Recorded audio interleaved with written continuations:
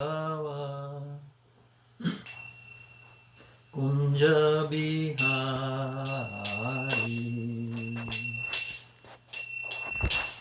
जय राधा माधव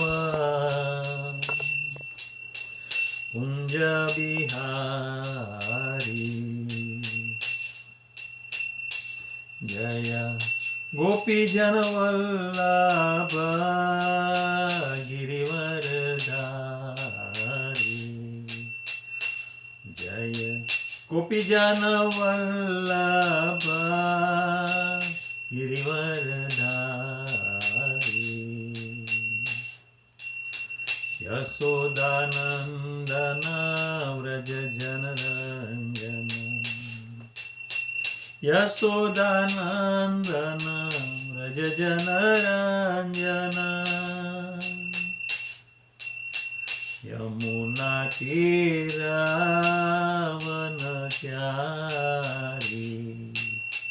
यमुना तीरावनचारी जय राधा माधव कुंज बिहारी जय राधा माधव कुंज बिहारी हरे कृष्णा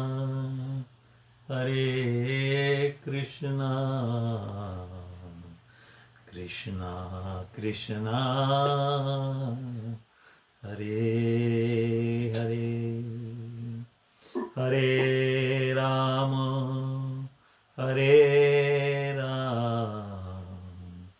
राम राम हरे हरे ओम नमो भगवते वासुदेवाय ओम नमो भगवते वासुदेवाय ओम नमो भगवते वासुदेवाय नारायणं नमस्कृत्य नरं चैव नरोत्तमं देवीं सरस्वतीं व्यासं ततो जयमुदीरये नष्टप्रायेषु अभद्रेषु नित्यं भागवत सेवया भगवती उत्तम श्लोके भक्तिर्भवती नैष्ठिकी श्रीमद् भागवत भगवान की जय बाल कृष्ण लाल की जय हरे कृष्ण श्रीमद् भागवतम स्कंद 3 अध्याय 8 गर्भोदका से विष्णु से ब्रह्मा का प्राकट्य मैत्रेय उवाच सत्सेवनीयो बत पूर्वंसो यल्लोकपालो भगवत प्रधानः बभूविथेहा जितकीर्तिमाला पदे पदे नूतनयश भीक्ष्णम् पदे पदे नूतनयश भीक्ष्णम् श्री मैत्रेय उवाच अब विदुर जी ने आगे के अध्याय में प्रश्न किए हैं। उस प्रश्न का क्रम से अब मैत्रेय ऋषि जवाब दे रहे हैं। तो यत सेवनीयो बत कुरुवंशो, यल्लोकपालो भगवत प्रधान। अब ये पूर्व उसका महत्व बता रहे हैं। क्यों? कि विदुर जी भी पुरुवंश से थे। तो यत सेवनीयो बत पुरुवंशो यल्लोकपालो भगवत प्रधान बभूवीत इह अजित कीर्तिमालाम पदे पदे नूतनय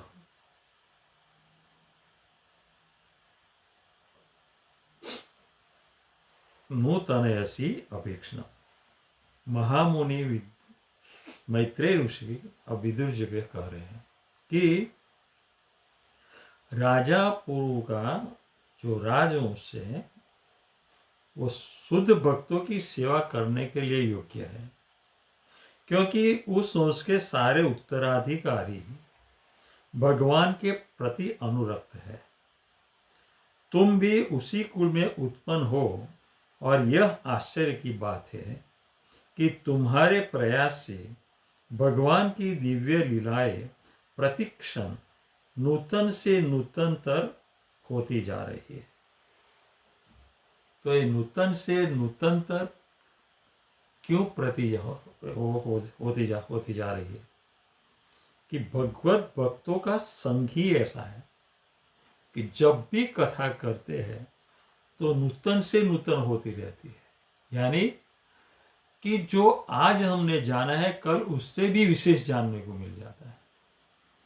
और ये पूर्ववंश भगवत भक्त और भगवान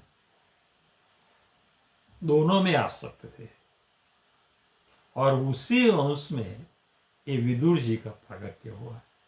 इसलिए बताया कि तुम भी भाग्यशाली हो कि तुम भी पूर्ववंश में उत्पन्न हुए या तो प्रकट हुए हैं। तो ये शुद्ध भक्तों की सेवा जो करते हैं और भगवान के प्रति अनुरक्त रहते हैं, ऐसे भक्तों शुद्ध भक्त होना चाहिए और भगवान के प्रति अनुरक्त है। तो ऐसे भक्त का भी वंश उसी तरह के जैसे विदुर जी का पूर्व वंश में प्राकट्य है, ऐसा ही उसके वंश में प्राकट्य होता है। अगर हम भौतिक दुनिया में मस्त रहेंगे तो ऐसा ही प्रकट होता हो गया अपना वंश। और अगर हम भक्तों के संग में रहेंगे, भगवान की भक्ति में रहेंगे, तो हमारा वंश भी भगवान की भक्ति वाला और भक्तों का संग वाला ही होगा। ये श्लोक से हमें ये समझना चाहिए। तो तात्पर्य में क्या बताते हैं कि महामुनि मैत्रेय ने विदुर को धन्यवाद दिया और उनके वंश की ख्याति का संदर्भ देते हुए उनकी प्रशंसा की। तो ओम अज्ञानतिमिरान्धस्य ज्ञानाञ्जय शलाकया चक्षुरुन्मीलितेन येन तस्मै श्रीगुरुवे नमः। श्रीचैतन्यमनोभीष्टं स्थापितं येन भूतले स्वयं रूपः कदा मह्यं ददाति स्वपदान्तिकं।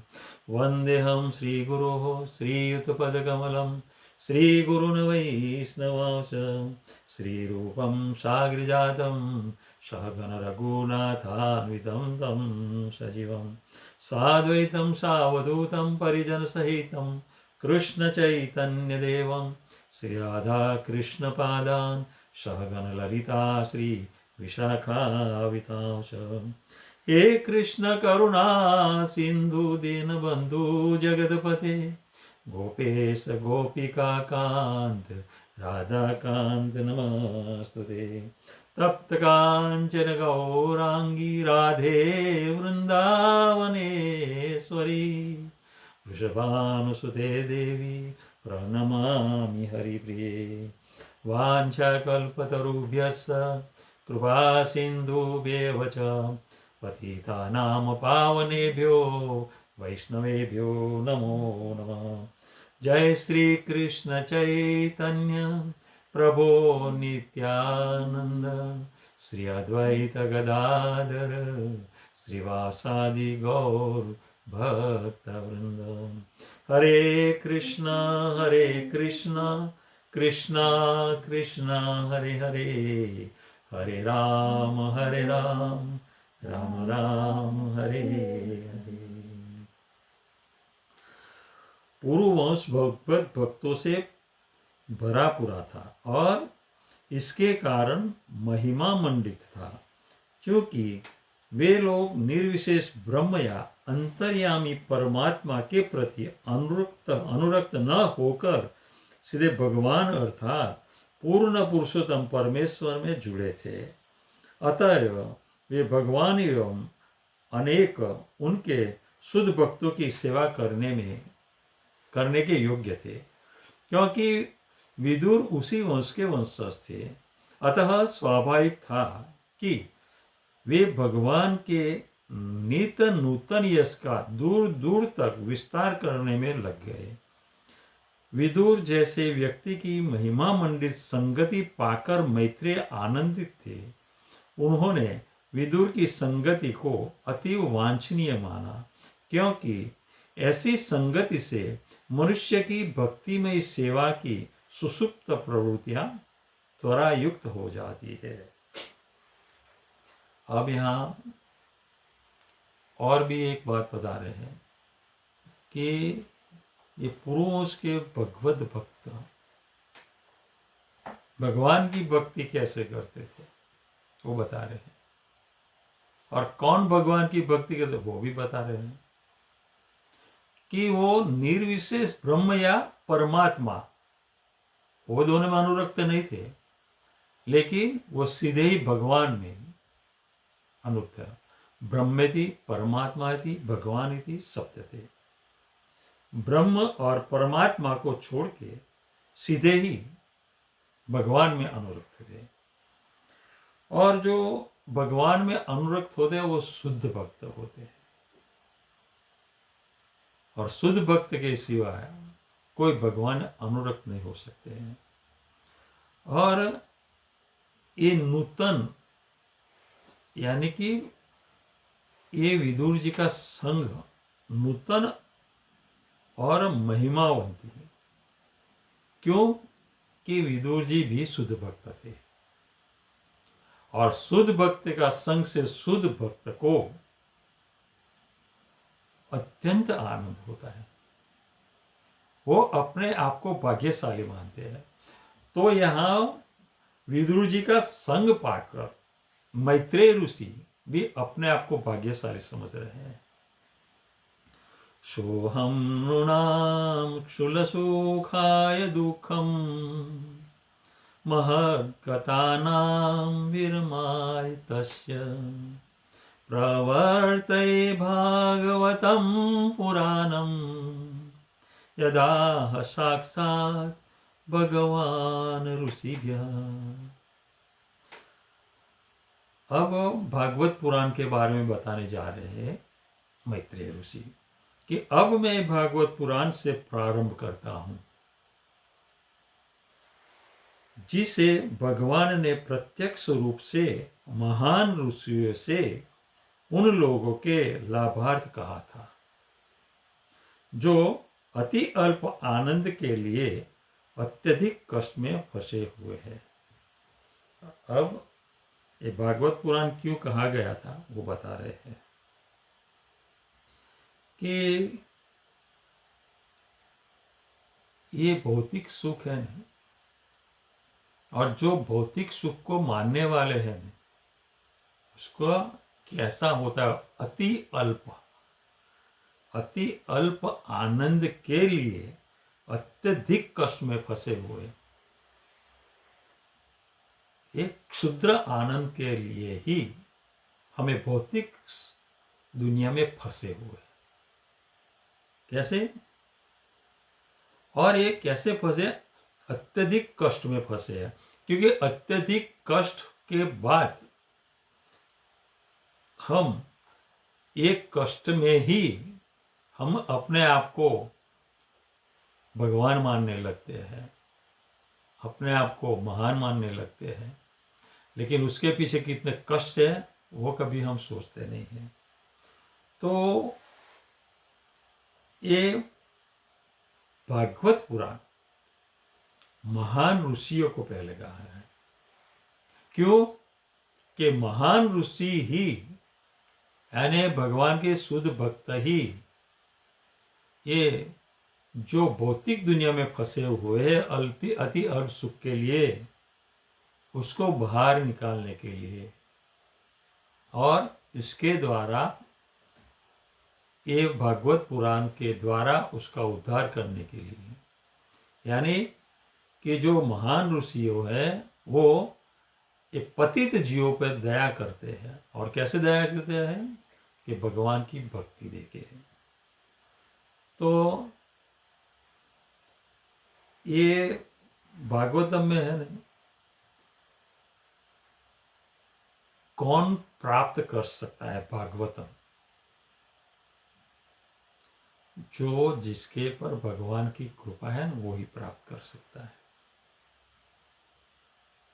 जब तक भगवान की कृपा नहीं होती है तब तक एक भागवत पुराण सुन नहीं पाते हैं। और वो कृपा जब होती है कि शुद्ध भक्तों का संग में आते हैं तब। जब तक शुद्ध भक्तों के संग में हम नहीं आते हैं, जो भौतिक दुनिया में आ सकते हैं वो लोग, तब तक वो भागवत पुराण नहीं सुन पाएंगे। क्यों? कि वो भागवत पुराण सुनाने वाला शुद्ध भक्त ही होगा। आशिनमूर्या भगवन्तमाद्यं संकर्षणं देवमकुण्ठसत्त्वं विवित्सवत्स तत्त्वमतः परस्य कुमारमुख्या मुनयोन्वपृच्छन्। कुछ काल पूर्व तुम्हारी ही तरह कुमार संतों में प्रमुख सनत कुमार ने अन्य महर्षियों के साथ जिज्ञासावश ब्रह्मांड की तली में स्थित भगवान संकर्षण से भगवान वासुदेव विषयक सत्यों के बारे में पूछा था। अब मैत्रेय ऋषि विदुर जी को बता रहे हैं कि ये भागवत पुराण किसी मनुष्य से या किसी भक्त से नहीं आया है, नहीं समझाया गया, लेकिन स्वयं भगवान ने उसे समझाया है, सुनाया है। ये बात की यहाँ हमको प्रतीति होती है कि ये भागवत पुराण सबसे पहले भगवान ने सुनाया था। तो ये भगवान संकर्षण और जो 4 कुमार है उसमें सनत कुमार है। तो सनत कुमार आदि 4 कुमार और ऋषि थे। और मैत्रेय जी बता रहे हैं कि कुछ साल या कुछ काल पूर्व में ये भागवत पुराण सनत कुमार को संकर्षण भगवान ने सुनाया था। और कहा? पाताल लोक में, जहां संकर्षण है। तो ब्रह्मांड की तली उसको बोले, ब्रह्मांड की तली में संकर्षण को सुनाया था। और इस संकर्षण ने जो भागवत कथा सुनाई थी वो भागवत कथा सनत कुमार ने सुन के ये जो आगे आएगा वो कि किस किस को सुनाई थी, लेकिन उससे अधिक एक और को भी सुनाई थी, जो ये गंगा नदी के किनारे आनंद मठ आश्रम में ये कथा सुनाई थी। आनंद मठ आश्रम में ये कथा क्यों सुनाई थी सनत कुमार ने? कि भक्ति, ज्ञान और वैराग्य तो भक्ति का प्रादुर्भाव हुआ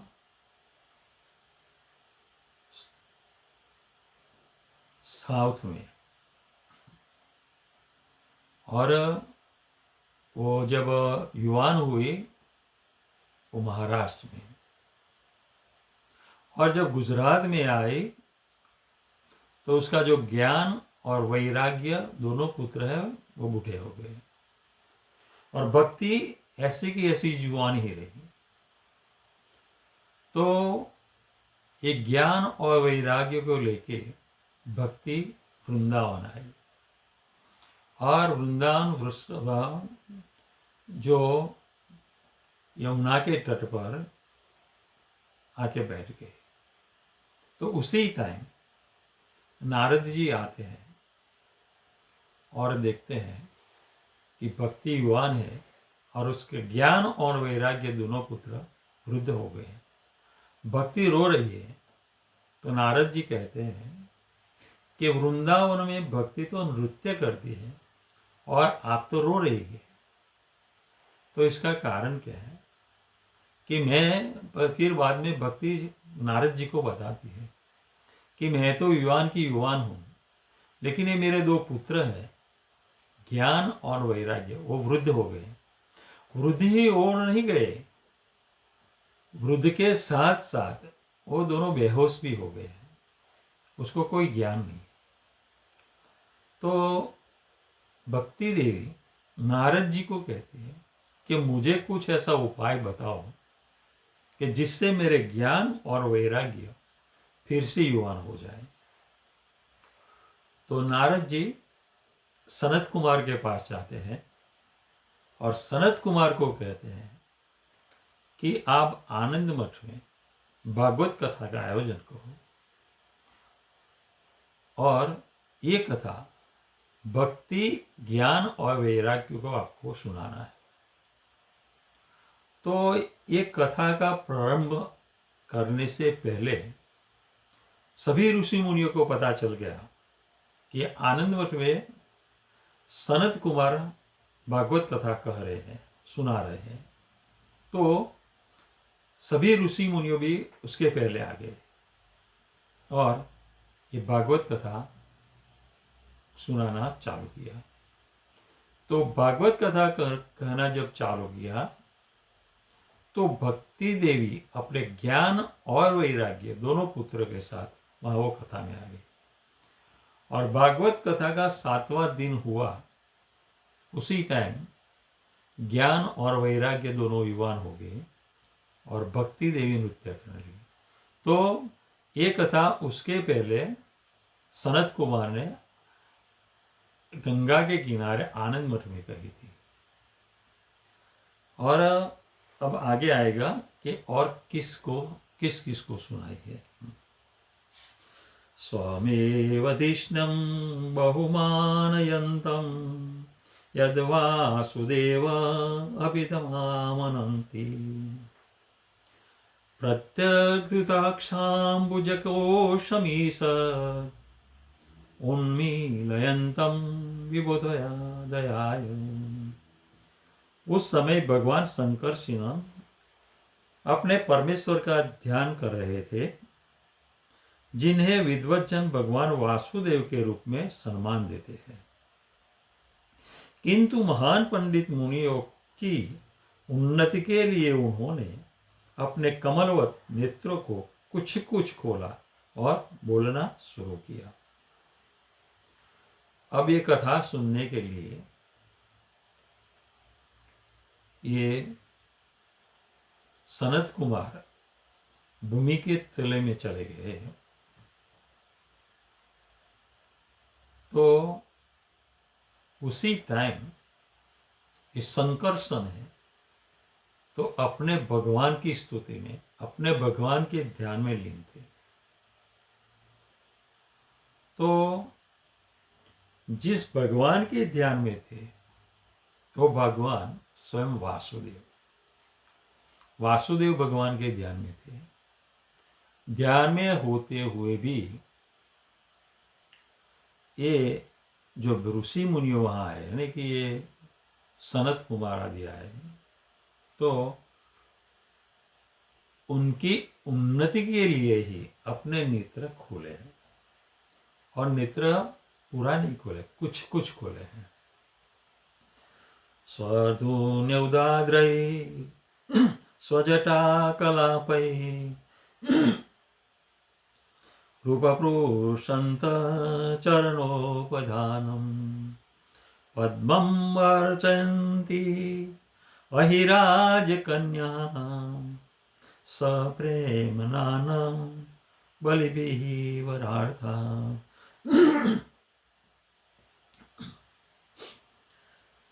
चूंकि मुनिगण गंगा नदी के माध्यम से उच्चतर लोकों से निम्नतर भाग में आए थे, फलस्वरूप उनके सिर के बाल भीगे हुए थे।